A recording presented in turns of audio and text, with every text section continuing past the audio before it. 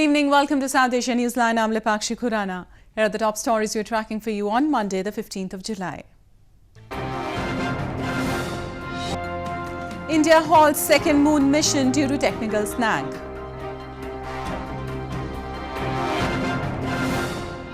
Pakistan's anti-terrorism court grants bail to Hafiz Saeed.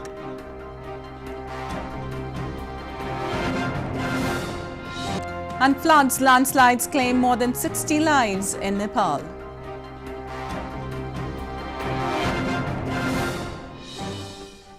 And now for all the details. Heavy rains continue to wreak havoc in India's northeastern Assam and Tripura provinces on Monday. The floods have claimed the lives of at least 11 people and have affected nearly 26.5 lakh people in Assam province.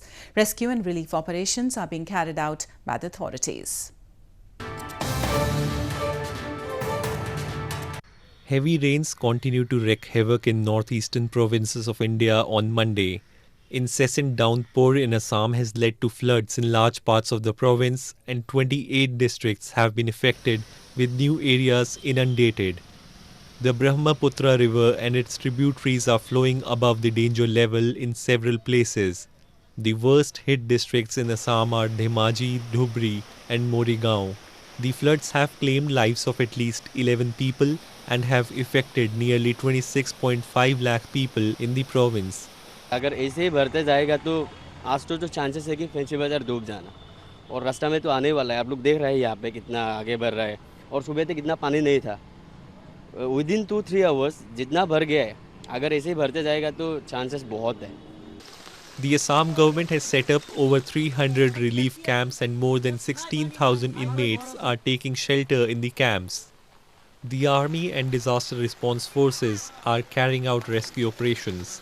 4 दिन से पहले ये बार बहुत भारी बार हो रहा है। बारिश भी भारी और बार बहुत माने बार का परिस्थिति बहुत खराब है।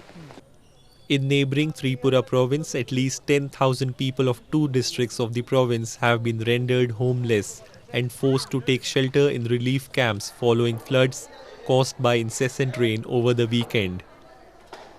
Meanwhile, heavy rains in northern Himachal Pradesh province led to collapse of a multi-story building in Solan district, killing at least 13 army personnel and 1 civilian. Himachal Pradesh Chief Minister Jairam Thakur visited the site and took stock of the situation. He said that a magisterial probe has been ordered into the incident and a first information report had been filed against the owner of the building. India's space agency ISRO called off the launch of its second lunar mission Chandrayaan-2 less than an hour before the scheduled blast-off early on Monday. ISRO said the launch was called off after a technical snag was observed in the launch vehicle system. India's space agency, Indian Space Research Organisation or ISRO on Monday called off the launch of ambitious second lunar mission Chandrayaan-2 after a technical snag.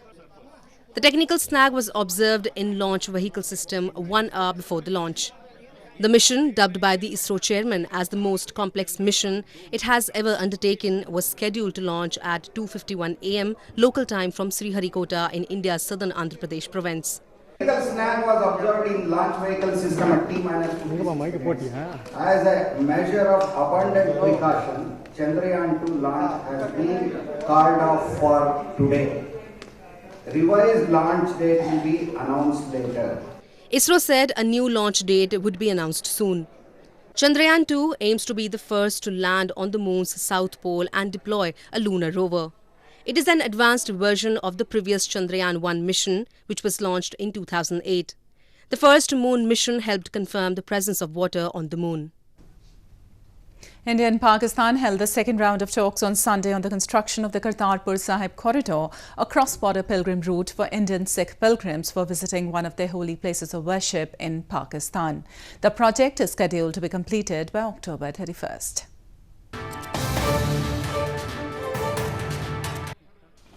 India and Pakistan held the second round of talks on Sunday on the construction of the Kartarpur Sahib corridor, a cross-border pilgrim route for Indian Sikh pilgrims for visiting their holy place of worship in Pakistan. During the meeting, both the sides discussed modalities and technical details of the corridor. A request was made by India to allow around 5,000 pilgrims to visit Gurdwara Kartarpur Sahib in Pakistan using the corridor every day, given the expected high demand, to which Pakistan agreed upon.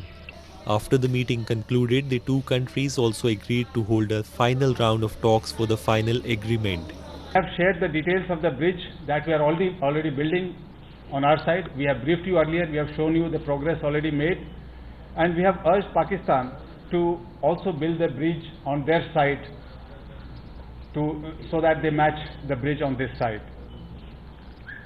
Pakistan has agreed to build a bridge. Mohammad Faisal, the spokesperson of Pakistan's foreign ministry, said that more than 80% of the points discussed were agreed upon. We had in-depth and productive discussions on the proposed draft agreement and agreed to expeditiously finalize the modalities for operationalizing the Kartarpur Sahib corridor. The meeting comes as a glimmer of cooperation between the two countries after tensions rose in February over a deadly terror attack on Indian security forces by a Pakistan-based terror group. Conditions further soared up after the retaliatory airstrike conducted by India on terror camps in Pakistan. An anti-terror court in Pakistan on Monday granted pre-arrest bail to 2008 Mumbai terror attacks mastermind Hafiz Saeed and 3 others. Earlier this month, Pakistan's counter-terrorism department had said it has registered 23 cases against Hafiz Saeed, a UN-designated terrorist, and 12 others for terror financing. Saeed was granted bail on Monday as the government did not produce concrete evidence before the court, local media reports said. The founder of Lashkar-e-Taiba terror group has been freed by Pakistani courts after being detained at his home several times in the past.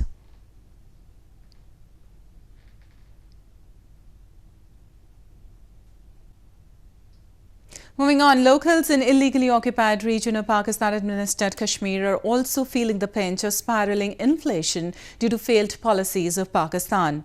Inflation has reached its highest in more than 5 years and people are fearing the worst for the future.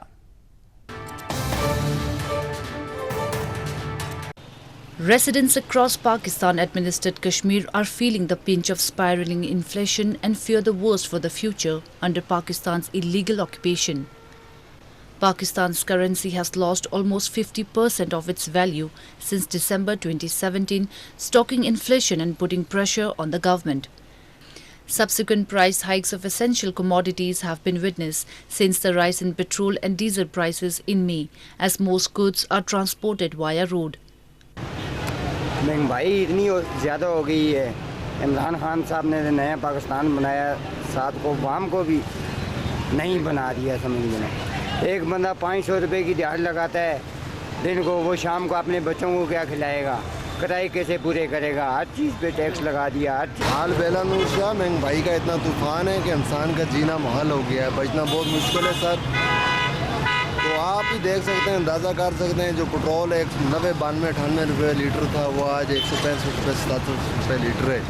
आटे का तोड़ा जो 900 का था या 800 का था वो 1100 का मिल रहा है। चीनी 70 रुपये किलो, 60 रुपये किलो थी, आज 120 रुपये किलो है।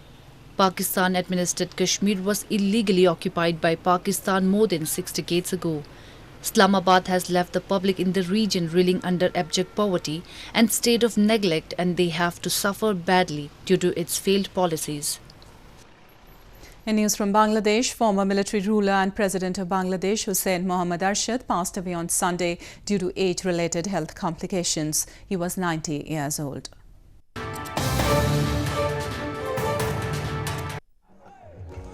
Hussein Mohammad Irshad, the former military ruler of Bangladesh, died on Sunday, aged 90, following age-related health complications, an aide said.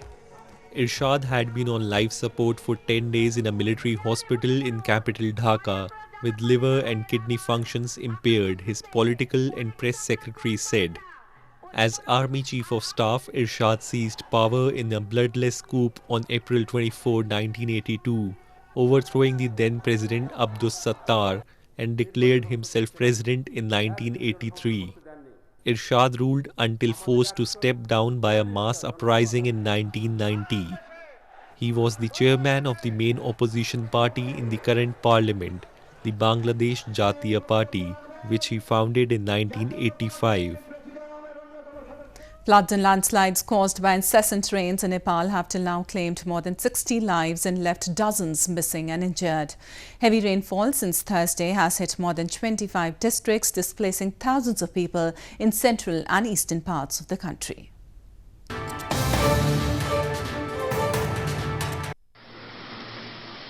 The death toll in Nepal from flash floods and landslides rose to more than 60 on Monday, with dozens missing and injured.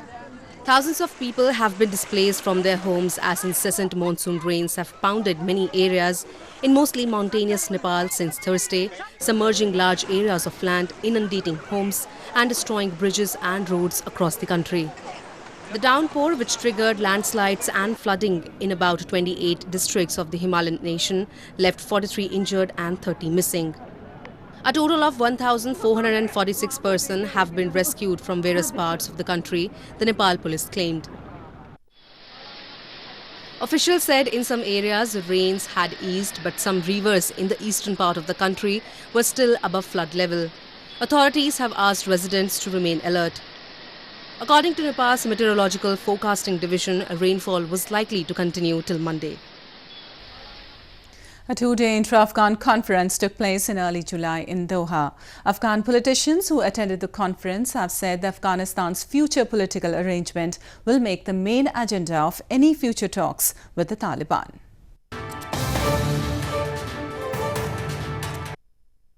Afghan politicians who attended the two-day intra-Afghan conference in Doha recently said that Afghanistan's future political arrangement will make the main agenda of any future talks with the Taliban.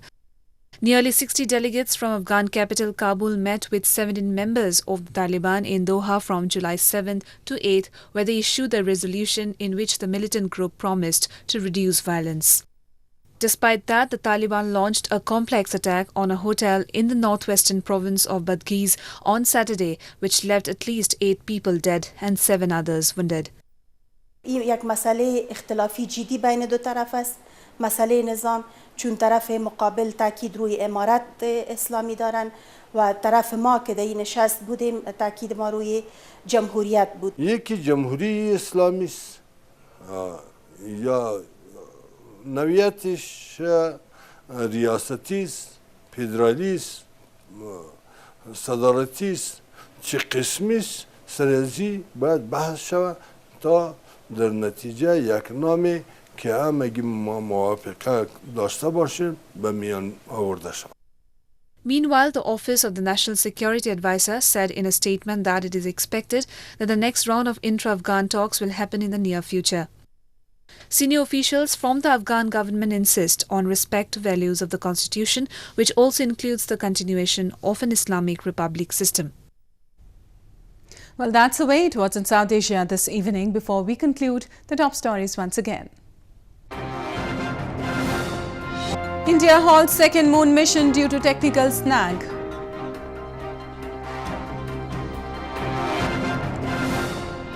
Pakistan's anti-terrorism court grants bail to Hafiz Saeed.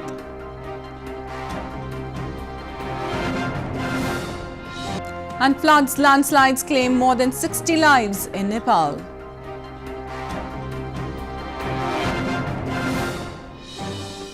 Now our viewers can watch the show on SouthAsiaNewsline.com. You can also visit us on Facebook.com/SAsia Newsline and follow us on Twitter @SAsia Newsline. That's all in tonight's edition. We'll see you same time tomorrow. Good night.